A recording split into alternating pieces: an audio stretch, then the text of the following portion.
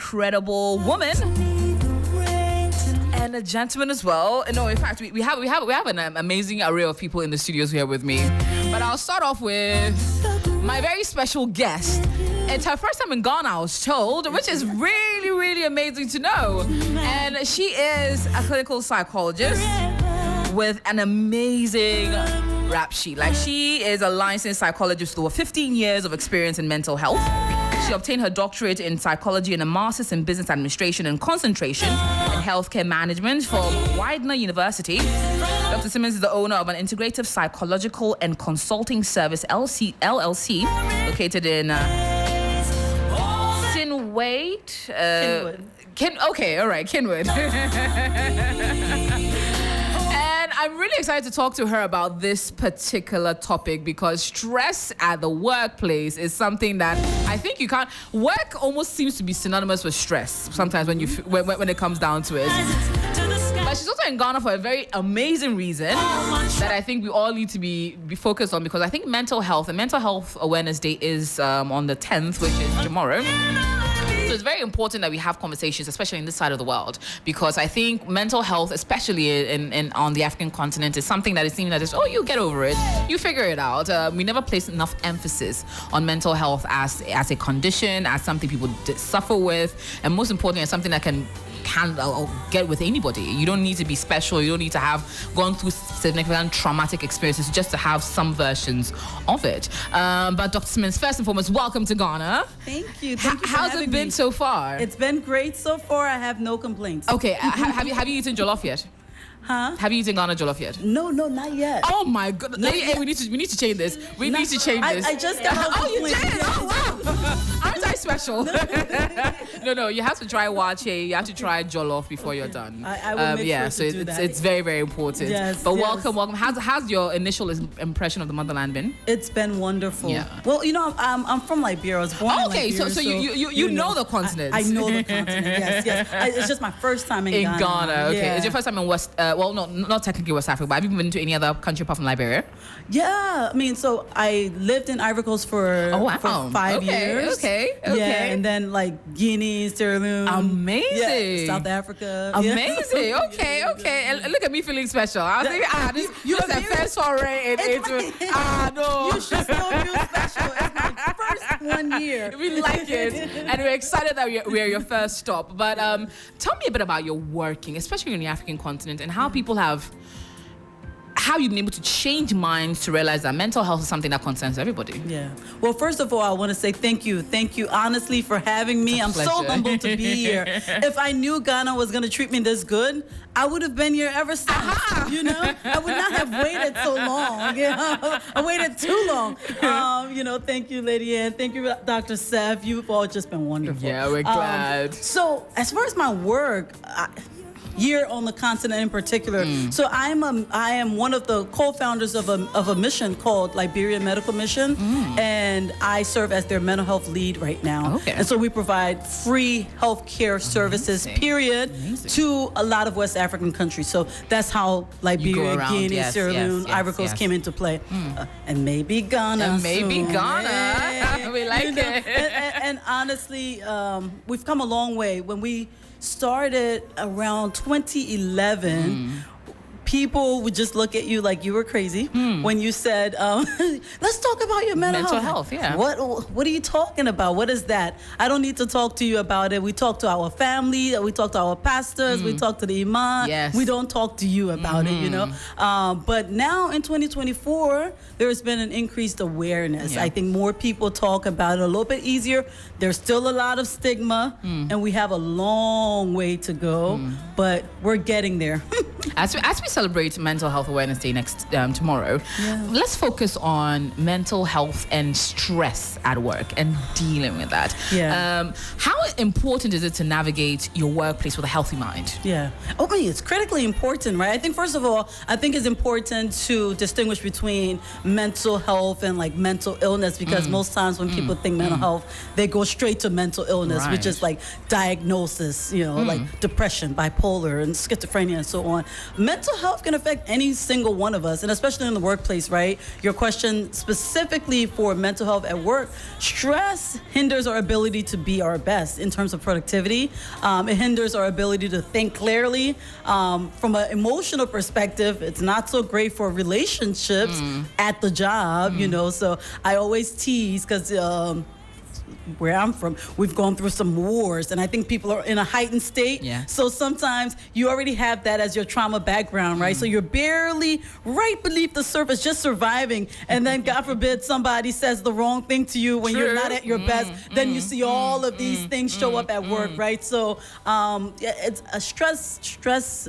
We can go on and on and on. But I think the key things to keep in mind is that stress at the job hinders your ability to function well, both individually but also collectively as a team. It hinders your focus, your concentration, your ability to be effective at your job.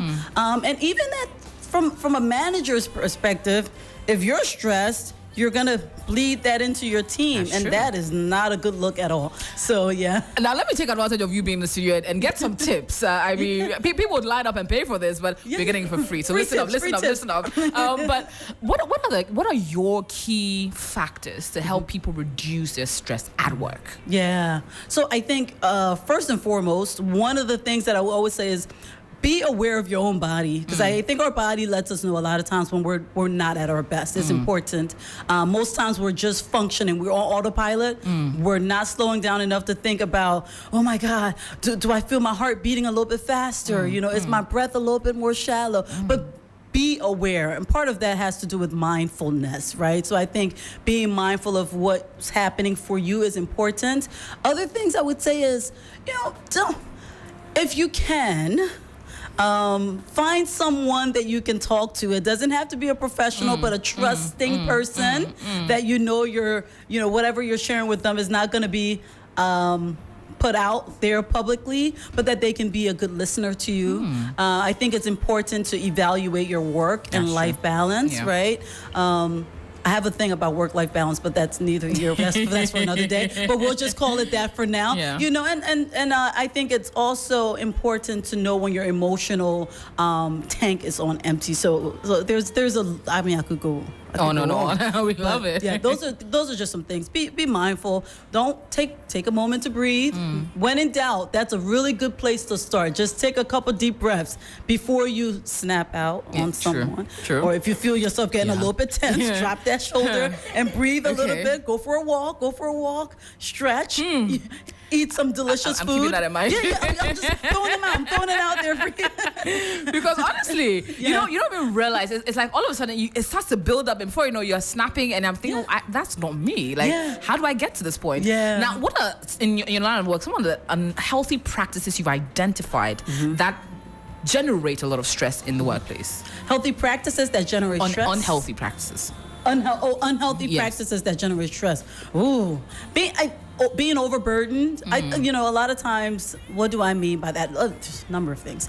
Our workload, right? So everyone don't have the same workload.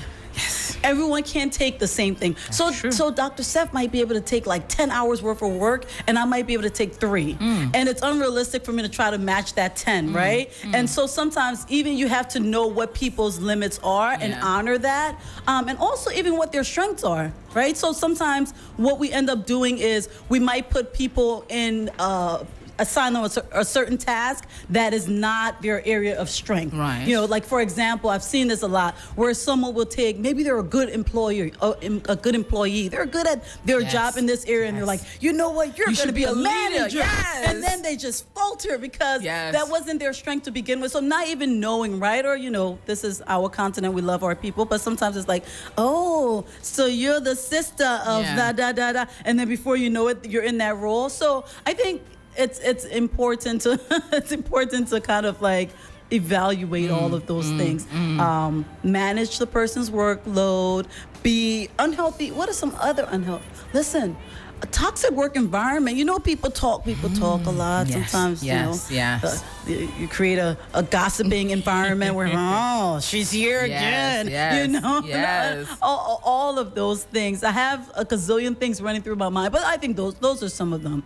Having too much on your plate, not knowing when enough is enough, having the exact same standard for everyone, and sometimes you got to tailor the work to the person, to the employee. So those are just some ideas. I love that. And let me bring Dr. Seth into the conversation. I'm really excited to be having two heavyweights literally joining me in terms of clinical psychology and the area in which we're focusing on for Mental Health Awareness Day. But Dr. Seth MAWUSI Asafo, he's a clinical psychologist as well. Thank you for joining us as well. Now, bringing you into the conversation on some of the practices you've noticed in Ghana that are very prevalent to cause maybe employee dissatisfaction, employer frustration in some way, shape, or form? Well, I think for me, the biggest thing would be the way that people trivialize other people's like subjective experiences. You know, like someone's saying, like, this is the way I feel about it, and like, well, suck it up. Just deal with it. That kind of attitude. And we found that in, both corporates and parenting, like look, we went through it. We've dealt with it. We lived. You got to do same. Now, what it does is it makes it very difficult for people to actually open up and seek the help or the support that they require. And we do recognize the fact that nobody is complete in themselves. True. Like at every point in time, you need some, I'm using the word guidance reservedly, but everybody needs some guidance. Everybody needs another perspective is the word I'm looking for. Now, I'm one of the people who's always saying that, especially when I consider like the work we do, are saying that majority of the challenges we have, we actually do have the solutions for them. We just need someone to point it out to us. And I always talk about that phenomenon of being on the phone and looking for your phone. So you're on the phone and you get frantic. Where's my phone? You're getting upset. And it just takes another person to say, but you're holding it. It happens with keys and things like that. And that's the concept that I create, say that we need one another in order to be able to like get through this part. You know, just to piggyback on a few things that she said, she's just set the stage for what we're doing at the Wholesome Mind Summit. She talked about mindfulness. And I have we have 5 mindfulness sessions. What is mindfulness? For someone uninitiated, I've never understood it. I don't know what it is. What is mindfulness? Okay, to explain mindfulness, I explain this. Okay. Largely, we are what we think. Okay. So essentially, what's on your mind usually would affect the way you feel and affects the way that you act. Now, half the time we are on automatic thought. Okay. And these are also largely within a certain negative scope of reference. From a safety perspective. So mindfulness allows you to be in a place you want without judging. It's like closing your mind off to distractions. That's what mindfulness looks like. So in one mindfulness activity that we do, like body scan, so she talked about being aware of what you're feeling is, if I'm closing off my mind, I'm taking deep breaths, I'm scanning my body, I'm looking for places where I feel tense. That's mindfulness. Now, the fact that I'm paying attention to that makes it difficult for my mind to distract and be thinking about all the other things. And I always say this everywhere I go. I say, you watch horror movies. Yeah, I do. And you feel the emotion. I do. Because your mind does that amazing job of creating the movie and putting it there. Same thing happens with every thought you have. So you have the thought, perspective. Whatever perspective you create, there's a resultant emotion that follows. And we use mindfulness. So I'm at work, I'm overburdened, and my mind is saying, I'm going to lose my job. It's a thought. But before you know it, it starts becoming a reality, and then you start to drive yourself more and get into that. Then you're now building up even more stress in your body. Oh my goodness! AJ, you are finished. No, because I think over the last few months, myself personally, in terms of changing roles and getting more responsibility, I started to put unnecessary stress on myself. I make it a point where at least once a week I have a home massage to find a bit of self-care and self-therapy. But people don't do that. Nope. Now let's come to that. How can people in small ways find aspects of self-care to help mitigate their stress? I think a lot of times when we think about self-care, we're always thinking about, oh, I need to spend money to take care of myself. But I was sharing with someone earlier that for me, self-care is just being able to find a quiet place where I can just be with my thoughts. Just to be able to sometimes self-care is taking a walk and enjoying nature, and just, at night being like, wow, look at the stars. If you can see the stars, that's caring for yourself. Whatever it is that feed your body, your person, your mind. I want to add something really quickly to the issue of mindfulness. I think essentially the simplest way that I usually try to describe mindfulness is being able to be intentionally present with yourself. That's it. Being intentionally present. Like I'm here in the here and now. My mind should not be thinking about, oh, what am I going to eat today, tomorrow, later on. Maybe sometimes our mind's thinking like that. Yes, but being able to bring ourselves to the moment and actually absorb it and enjoy it. And as Dr. Seth rightfully stated, when you're present like that, when you're intentionally with yourself like that, you're less distracted by all of the other worries that keep us stressed throughout the course of the day. That's very amazing. Now, we're leading up to a big conversation that's happening tomorrow for Mental Health Day. We're having the Wholesome Summit, where we're trying to pair all these different experiences, different ways in which we can focus a lot more on our mental health into one space. And I'm really excited about this conversation. But let me bring in a woman who I'm sure deals with a lot of stress in her line of work, Lady Anne Suman. She is a lawyer. And lawyers, my father's a lawyer, so I'm always used to the books, the stress, the everything else inclusive. And you decided to be a convener for Wholesome Summit. Why? Why focus on mental health? Why make that a priority? We had an experience, a family experience earlier this year. And from visiting Kolebu, visiting the person for 2 weeks straight, and in fact, it was through Dr. Seth that we got that intervention that we needed. Wow. We had to actually apply the Mental Health Act to get an involuntary court order.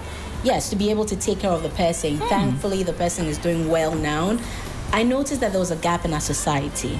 And I thought that what is it that we can do as a law firm to give back to our society? So every year we do something to give back. Last year was on breast cancer awareness.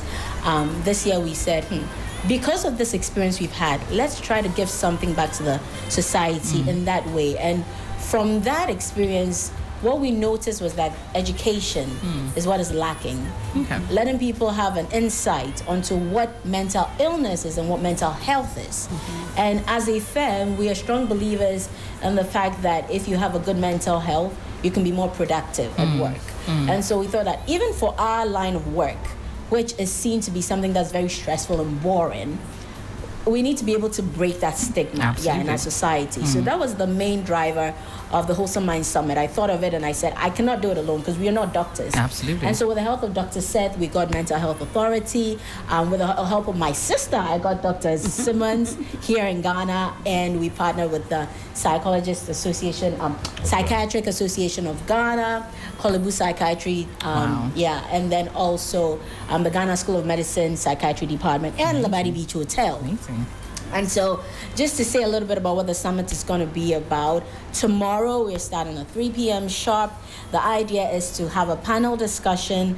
We have 5 panelists on there. Dr. Seth is one of them. Dr. Simmons is one of them. We have a lawyer on the panel. We have an HR professional on the panel. So it's a practical panel discussing the aspects of mental health and mental illness. Just to be able to break that stigma, educate people, and then our corporate partners who brought their employees together. We have 10 corporate partners who have brought their employees into the room, and we also opened it up to the public. Wow. Within 3 days, we had 100 people. I see that it's sold out. So if I'm sitting at home thinking, that I'm dealing with stress, I can't come. Oh, Dr. Lydia, don't do this. Don't do this. Open small. We have to give a special dispensation for AJ. Okay. Oh, thank you very much. So mention my name at the gate. No, if they don't let you in for an hour, they're too much.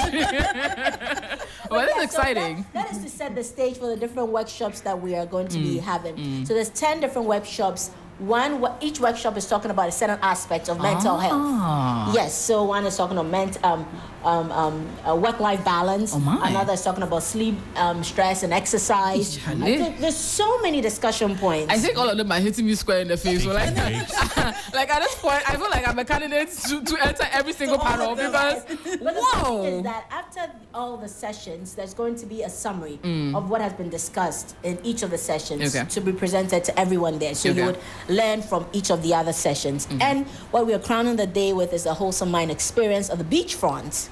if you could raise a mic a little to your mouth. Yes, thank you. Sorry, I hope they had everything I said before. Perfect. Yes, so we're crowning it off with a wholesome mind experience on the beachfront. Oh, wow. Yes, which is going to be more relaxation. We have a comedian coming to make everyone laugh. I like that. We have the dance group that's going to be there as well, and then a lot of music, food, and just enjoying, just to relax. I like but that. the special thing about the summit is it's not your everyday summit.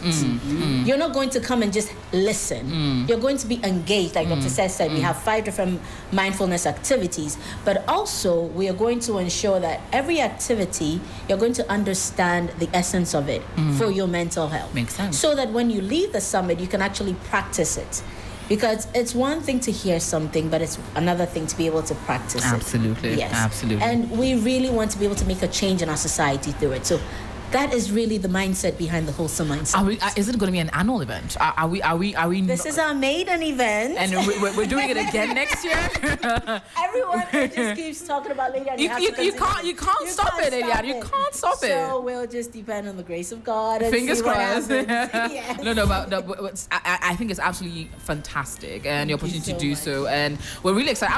I'm definitely gonna be there. Asia wants to register now. I think I need to register for next year. I think you have to continue this. No, and I'm really excited about it because, I mean, with someone like Dr. Simmons there, Dr. Seth there, already you set the benchmark on excellence, and I can't wait to see what tomorrow is going to be like, experiencing all of that, because I know I need help in my life, honestly. But on the issue of help, coming to you quickly, Dr. Seth, how prevalent is therapy in Ghana? Are people actually seeking out therapy? And is it easy to get? I mean, I wish I had some significant statistic to share, but I tell you from even my personal practice, like I'm fully booked for like a month. Wow. And that says a lot. I mean, before people could just walk in and get therapy, and not just therapy, like coming to psychiatry and just get help. Yeah. But now sometimes you have to come and book, and you have to wait. And the truth is, we've had more professionals now. So before there were a few. We're now recognizing that we need help. It's still not meeting the need. So I can say it's quite prevalent. I think a lot of people are embracing the whole idea. And also because we've been able to create that awareness to move mental health away from that typical concept of that person walking on the street into like making people recognize that like your emotions play an integral part of mental health. The way you deal with stress plays a part, the way you interact with people. So all those things are making people feel like, okay, I think I should just get a perspective, which is actually really good because it destigmatizes the field. Absolutely. Now, for me, I see mental health as one of those significant prevention tools when it comes to healthcare. Because being in tune with yourself also makes it very easy for you to seek help, as compared to, feeling like, I got it all covered, and you don't see help, and then it gets complicated before you seek help, and that puts more pressure on us. So if we can take a more preventive approach, we'd not only be solving mental health crisis, but a whole health crisis in general. Now, on piggybacking off that, how do you know when your mental health is disintegrating? And to both of you, Well, what are the key indicators that I know I need help? I like to talk about the ones that people don't, consider as significant. And I talk about appetite. So like diet. So for many people, when their mental health is taking a hit, they're either not eating or they're eating a lot. But they're eating a lot as a coping mechanism. Because when you stress eat, it gives you a certain calm. Like it's a little excitement. And that works because of the way the brain functions. It releases a certain chemical we call dopamine. And dopamine gives you that hit. Of like excitement. Okay. But its purpose is really to tell you, remember to eat again for survival. But now people start to abuse it by overeating. Now sleep is also a significant component. So it's either people are sleeping a little too much or they're not getting enough sleep at all. Or sometimes they can go to bed, wake up and can't sleep again. Yeah. And that's real. Yeah. Now, those that are a little also very common in self-care. Suddenly, I mean, you look at them, they are not unkempt. I used to like really groom myself well, but now I'm not doing any of those things. We have a lot of people who are on the edge. So the least thing, they are tipped off. And I make this joke all the time about, you go to work and you say, hello, good morning. And then the person's like, yeah, I know you want to greet, but why are you shouting? Because, like, they are on edge. They are waiting to set off. Absolutely. So they're on the edge and then suddenly it's there. Yeah. Now, for people who consistently, like, you find people are worrying.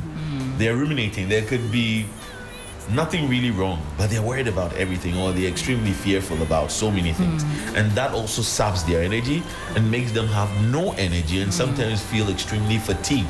So that lack of motivation can come directly from the fact that the energy is even not there.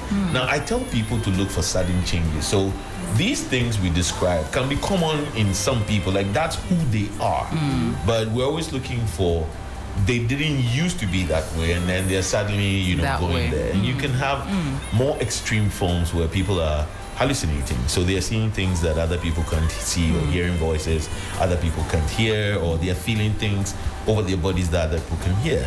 In either severe forms is all people have delusions. They have beliefs several beliefs that even when you give any evidence against, they say, no, I don't believe it. And one that I find very prominent within our workplace is the belief that people are working against you.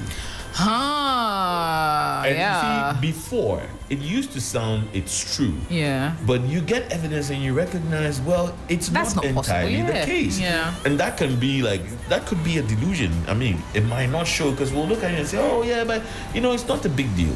Now, the other thing is, spirituality and mental health can be a very interesting corner. And sometimes within a people of faith, like, Ghana is a very religious nation. So sometimes the way people present what they're feeling could be looked at in the context of spirituality or religion, but in the same way as a mental health presentation. And I remember during the floods in Ghana at Circle, there was a woman who had said she caused the floods. She essentially killed everybody. And then she was treated. She was put on antipsychotics. And 2 weeks later, they asked her the same thing. It's like, me, why did I do such a thing? So you see, at the time, from a very spiritual perspective, it's possible. And if she had been in the wrong hands, she would have been called a witch and then casted out a demon. She was a witch for many people also. So there are many other things. I mean, these are things that just come to my mind very quickly. I'm sure Dr. Simmons will add. You covered a lot of great. You covered the good stuff. I mean, I think other things include isolation. Kind of being to yourself a lot more than you used to. Other things that I would add there is just having a more negative or pessimistic view of work, period.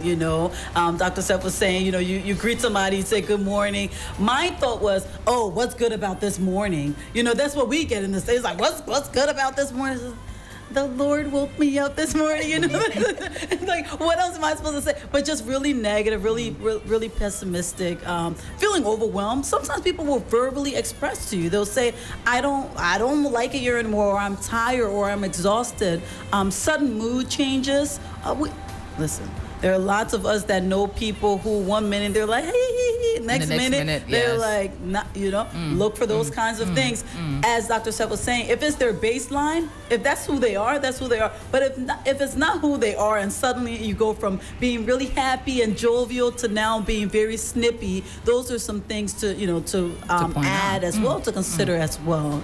Now, you being based in different jurisdictions, working outside of the continent, and what best practices do you think have existed in your territory that you think can be best applied on the African continent? Here. As it relates to mental health, workplace mental health, perhaps. I think in particular, yes. I mean, there are lots of best practices, but one of the things that I would say, so one of them were alluded to earlier in terms of kind of like, I guess from a cognitive behavior perspective, the way we think affects how we feel and how we behave. There are different interventions that we can put into place, but when I think about best practices, I always think about We've mentioned a few of them. We know mindfulness to be effective. I'll just start there. We know making sure that you see an experienced therapist to be effective, because during COVID a lot of people became things, therapists and stuff, and internet therapists. Make sure you know make sure they're their credentials, yes. and that they're not just saying. Listen, one time I went to an event. I'll share this really quick. It's a quick story. I flew to a foreign nation. I won't say which one. I don't want to give too much out. And we're all surrounding and we're talking about, they're getting experts together to talk about a particular thing. And the person said, I graduated from this place and I am the lead psychologist at this hospital. And that hospital happened to be the hospital where I was the only psychologist. And so I was very shocked, because I'm like, when did I get replaced? I definitely have been running this program for 10 years. I had no clue that I was replaced. And then, and there was a whole nother country, not the country we were practicing in, a whole nother place. You see, people come to our continent and they just make up stuff. Yes. So sometimes it's like that. And so afterwards, the person said, listen, I said, oh, so you work at the, I said, oh yeah, I work as a tech, a mental health technician. But now we're in this country, you can't tell people that, you don't tell. So make sure, all that to say, oh my God, make sure that the person you're seeking help from is who they say they are, and that they are qualified. Oh my goodness. Wow. That story's I can't share too much of the story. It's a post-conversation story. But I think other things that we know to be true is for employers in particular, there are like employee assistance programs that are very helpful as well. And what do? Provide resources and counseling services that are confidential. Not confidential, you say you tell your friend and then the next thing you know they're sharing it with the world. Truly confidential, right? So there are those things as well. From an employer's perspective, I'll share this. What has been really helpful in my practice, we created something called a Watson room. A Watson room is basically just a soothing therapeutic space. We have a whole bunch of different things in there. So we have a couple of massage chairs. We also have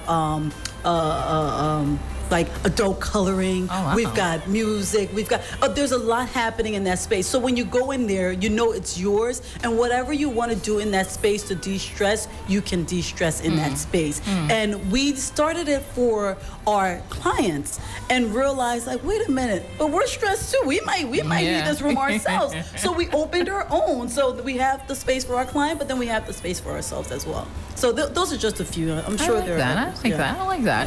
Now, before we wrap up the conversation, I want to ask something you touched on: work-life balance. Yeah. Is work-life balance possible? Of course. Yeah. You're able to find that. So, She answered that in a single word: intentionality. Work-life balance is all about being intentional. Okay. That's the reality. Look, in this modern world of distractions, which are endless, anything regarding health must be intentional. Sleep, diet, exercise are there. If you don't make the intention and plan for it, you're probably not going to do it. So it's all about intentionality. Okay.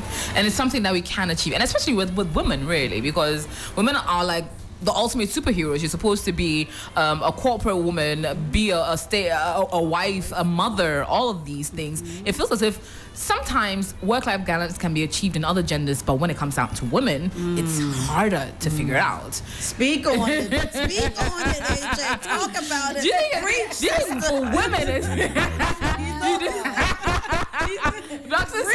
Preach. I disagree.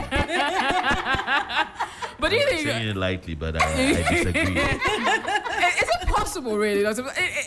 For women in general, especially women that are wearing all three hats, to manage to find a balance? Honestly, first of all, the answer is still yes. It's possible. I do think it's difficult. it's a lot harder for some women who have to wear multiple hats. Because being a mom is a full-time job. Absolutely. Being a wife or a partner is a full-time job. Being a, an employer or employee is a full-time. So you're doing all of the, and then that's not where some of our stuff stop, right? So some of us, like for example, I'm a minister. So how am I supposed to be able to be a psychologist and a minister and a wife and a mom and all? It can be hard sometimes. Yes. But the word that was set out here is intentionality, and I think it's being purposeful. So if you're at your daughter's event, you're at your son's event, that is it. Attention is focused on their stuff. For those of us who, when you see people, then you got to write their progress notes, you got to do treatment plans. Make time at the end to do it all, so when you go home, you're not still thinking about, oh my goodness, I didn't finish that thing, and now your daughter's trying to sit and cuddle with you, but you're annoyed because you're, go to your father, because you're thinking about other things. Keep it there. Once you're there, you're there. You can always pick it up tomorrow. The work will be there. But I think it's important to kind of make sure you are being intentional about compartmentalizing those areas of your lives that you can. It's not always as easy as it sounds, quite honestly, if we're being real, but it's important to do it, because it goes a long way. Now, let me end on by asking the professionals how they de-stress. But I'll start off with you, Lady Anne. How do you de-stress? I think that Dr. Simmons has said great stuff, and what I do is that I plan. I'm a planner. Okay. I plan. My whole life is planned. Yes. So even before, it's stressful to some people. Yeah. But that's what helps me, because when I'm somewhere, I want to be there fully present. And taking breaks is so crucial to me. So before the year starts, what I do is I have my yearly plan. Now, within that yearly plan, I have time blocked out for family vacation. It's not a luxury. It's important because, one, it helps me and my family bond. Two, it helps us de-stress. It gives you an opportunity to learn new things you don't know about yourself. True. By the time you're back, you're refreshed and you're ready to start something new. Even within the day, before I start my day, I have a planner on my desk. I have my weekly plan, I have my daily plan. So when I go into the office in the morning, my assistant will tell you, in 30 minutes or in an hour, nobody comes into my office. It's so important. So she actually guards the door. You can't come there now. Because I'm using that time to refocus, relax, to read, to do my devotions, just to settle in. Once I'm done with that, I have all the other things I need to do. So that's how I handle things. If I have to be this morning, I had to be at my son's achievement awards. So I went there, and when I was there, she called me. I wouldn't pick up because I am there. It's so crucial, and for me, maybe I take it personal. And I think when you take it personal, you can do your best, and you can give more of yourself to other people. Sure. So I think for me, planning is what helps me. But if you have anything that you think works for you, you have to self-actualize. You need to know yourself.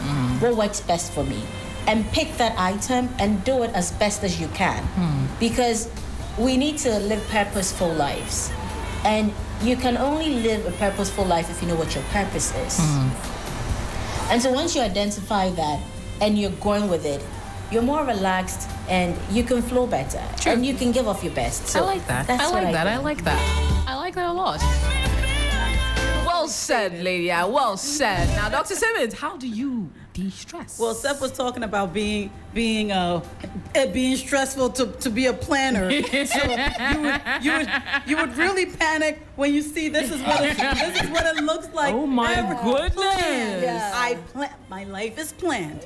What I need to be doing at what time, and similar to Lady Anne, I have a daily planner. Before, how do I de-stress? I'm intentional about every morning before I do anything else. Quite honestly, I just spend the time meditating. I got to clear my mind. I got to get ready for the day. I got to pour pour into myself, you know, what do I know to be true about who I am? What is it that I want to accomplish today? What are the things that I'm, you know, anticipating today? Because you got to put it out there.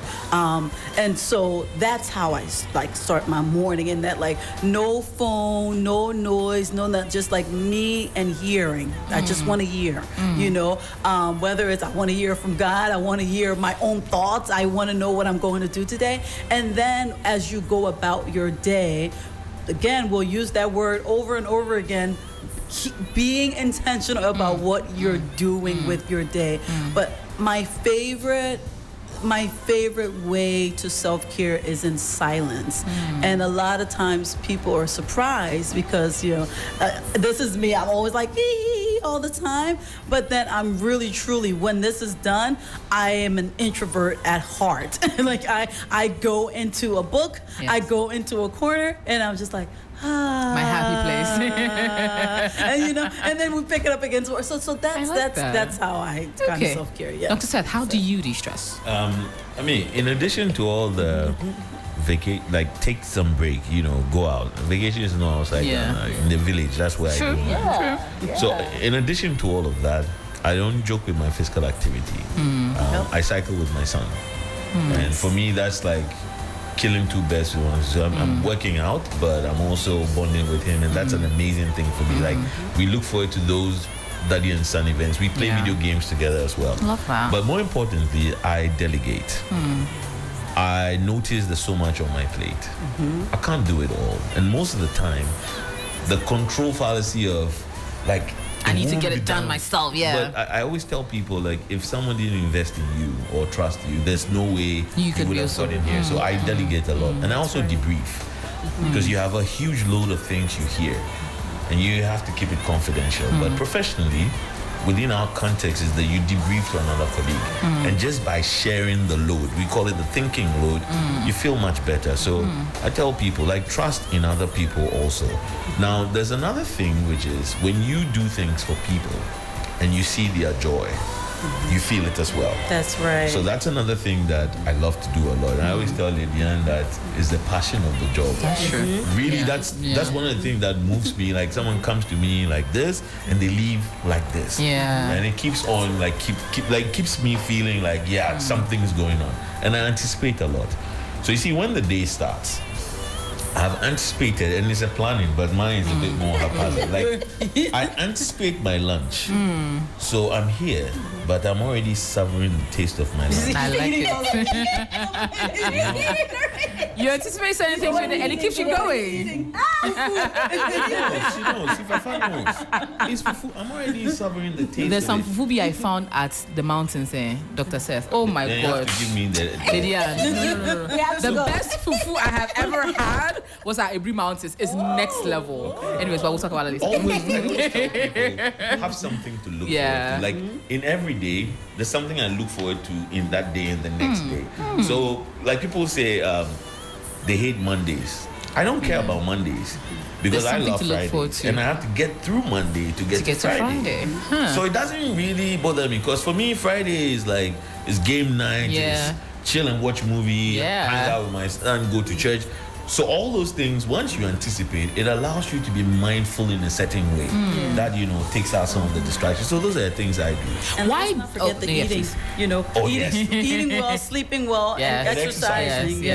Why don't Ghanaians like leave, Dr. Seth? Taking leave? Yes. It seems like it's a lot of times, a lot of employees find it hard to take breaks, scheduled breaks. I think it's not in our culture. I think it's not in our culture. And so it goes back to intentionality. Yeah.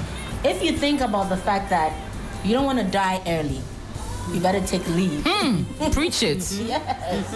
Absolutely. I think just if you listen to that, you say to yourself, I don't want to die early. I just need to take a break. Corporates needs to start paying people to take leaves rather than paying them not to take leaves. That's the way I would look at it. Because I hear that a lot with the institutions we work with. And then there's also this fear.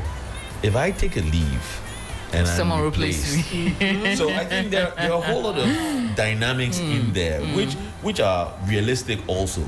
But we have to be intentional from the corporate, from the individual, and I think that's why the Wholesome Mind Summit is Yes, such an it's amazing absolutely platform exciting. to look Yes. at this and Yes. also to look at policy development, Yes. because we don't have many of them, and that very might true. also help to resolve some of this. That's very true. Like, I'm enjoying the conversation too much. I don't want it to end, honestly. But yes, countdown till tomorrow. Wholesome Mindful Summit happening tomorrow. Labadi Beach Hotel, 3 p.m. And for, it's sold out. It's oversubscribed. Yes. But for those that want to be able to follow the proceedings, is it going to be on social media? It will be on social Okay. media. So social media handles are The Wholesome Mind Summit on LinkedIn, on Facebook, and on Instagram. Amazing. So for those that can't make it, then that one, join us online. But on social media as well, how can people get interactive? How can they continue the conversation even after the So the hashtag hashtag, the Wholesome Mind Summit. Okay. Yeah. All right, Just, so then- just hashtag that. And So then Wholesome Mind Summit, keep the conversation going. We'll be live streaming, no live streaming at all. I've been trying to beg the team for us to stream. Some parts, But they say some no. parts, but there's a confidential aspect of it, especially That's the true. workshops. That's true. So we want to be That's mindful true. of people coming there. We want it to be a safe space. Yeah.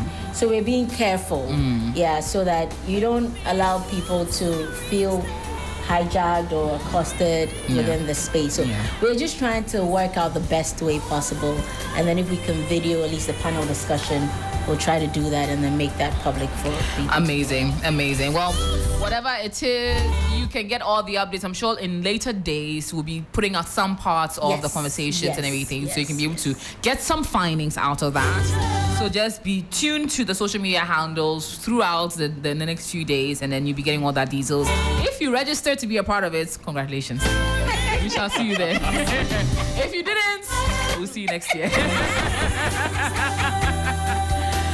But we're really excited about World Mental Health Day being tomorrow. What is the one thing, Lydia, you see happening over the, if you could look into a crystal ball and see how Ghanaians will relate to mental health? What are you hoping for the future? I'm hoping, first of all, that the stigma surrounding mental health will be dissipated. That's one thing. The second thing is policy generation. Because I kid you not, there are big institutions in Ghana who do not have a mental health policy. And that is the second most important thing for me. And the third thing is, in our workspace, the Employee Assistance Program, which HR Links, which is also a partner, is trying to push the agenda for, so that if you need assistance when it comes to the mental health policies in your workplace or employees who need assistance, HR Links is your plug. And they will be there at the summit. Dr. Seth leads them and the team. And so those three are the main things that I'm And I think that those are the major takeaways we're hoping to have as well tomorrow. Start conversations towards policy is very, very important to prioritize that and to create safe spaces for employees, employers even, to be able to prioritize their mental health in their workplaces every day. The media needs some. We'll come back to the media conversation. But thank you so much for coming in. I had the most amazing conversation with Dr. Simmons. She is honestly one of the gurus when it comes down to the space. Licensed psychologist over 15 years. Also a minister of the word. That's incredible as well to know. Someone who wears many hats and somehow managed to make it look all good. Like you wouldn't even see that. Like stress, where? Where? Grace. The Lord is good. As well, someone who is very sought after in the space when it comes to Ghana. Dr. SETH MAWUSI ASAFO, he's a clinical psychologist as well. And finally, our convener herself. The lady that dreamt it up has decided that we will focus on mental health and make it a priority. And I'm so excited about you. And thank you for this, lady. And I think you've created a legacy that will live far beyond anything we'll ever see. And we're looking forward to it being a worldwide movement, really. So the Wholesome Mind Summit happening tomorrow, Labadi Beach Hotel. Lady Anna Suman, she's a lawyer and convener. Someone who manages to also make stress look so good. And inviting all of us tomorrow, most especially, be mindful about your mental health. Take a breather.